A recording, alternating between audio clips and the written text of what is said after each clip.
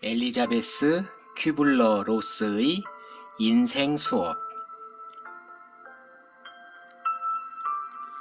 몇 해 전 나는 자신의 삶이 얼마 남지 않았음을 알면서도 더 열정적으로 살고 사랑한 한 소년을 알게 되었습니다. 그는 9살 인생 중 6해 동안을 암과 싸웠습니다.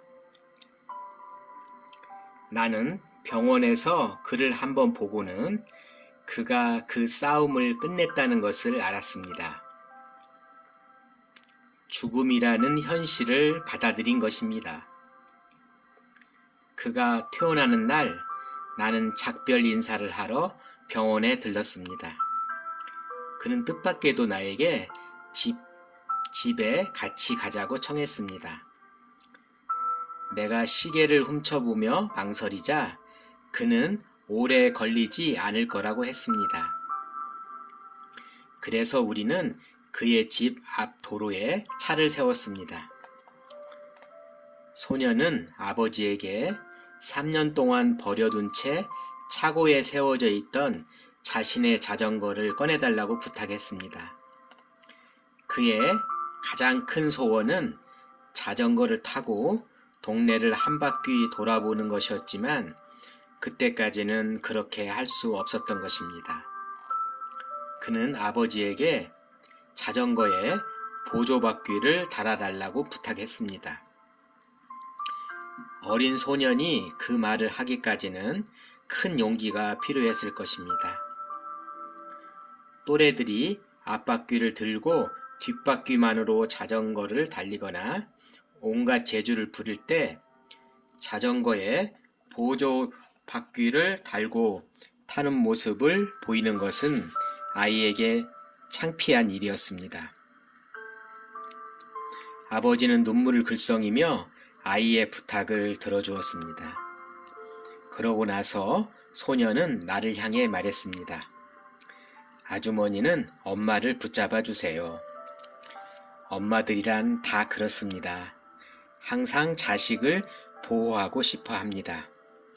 엄마는 소년이 동네를 한 바퀴 돌 동안 계속 아이를 잡아주고 싶어 했습니다. 하지만 그것은 아이의 위대한 승리를 빼앗는 일이고 엄마도 그것을 이해했습니다. 그녀가 아들을 위해 할 수 있는 마지막 일은 아이가 마지막 소원을 이루는 동안 사랑이라는 이름으로 아이를 보호하고 싶은 충동을 참는 것이었습니다. 우리는 아이가 자전거를 타고 달리는 동안 기다렸습니다. 시간이 마치 영원처럼 느껴졌습니다. 모퉁이에서 아이가 간신히 균형을 잡으며 나타났습니다. 끔찍할 정도로 파리하고 창백해서 아무도 그가 자전거를 탈 수 있으리라고 생각하지 못했습니다. 하지만 아이는 밝게 미소 지으며 우리에게 달려왔습니다. 잠시 후 아이의 아버지가 보조 바퀴를 떼어냈고 우리는 자전거와 아이를 위층으로 옮겼습니다. 아이는 말했습니다. 동생이 학교에서 돌아오면 제 방으로 오라고 해주시겠어요? 2주 뒤 소년의 1학년짜리 동생은 우리에게 형으로부터 생일 선물로 자전거를 받았다고 말했습니다. 소년은 동생의 생일에 자신이 곁에 있지 못하리라는 걸 알고 있었나 봅니다. 삶의 시간도 기력도 얼마 남지 않은 상태에서 이 용감한 소년은 자전거를 타고 동네를 한 바퀴 돌고 동생에게 자전거를 물려줌으로써 자신의 마지막 꿈을 이룬 것입니다. 우리 모두는 삶, 사랑, 모험에 대한 꿈을 가지고 있습니다. 하지만 슬프게도 우리는 그것들을 시도해서는 안 되는 이유들로만 무장하고 있습니다.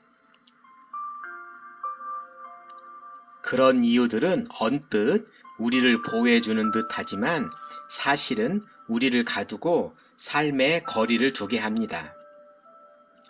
삶은 우리가 생각하는 것보다 훨씬 짧습니다. 만일 타야 할 자전거와 사랑해야 할 사람들이 있다면 바로 지금이 그것을 할 때입니다. 엘리자베스 퀴블러 로스의 인생 수업 한 구절이었습니다.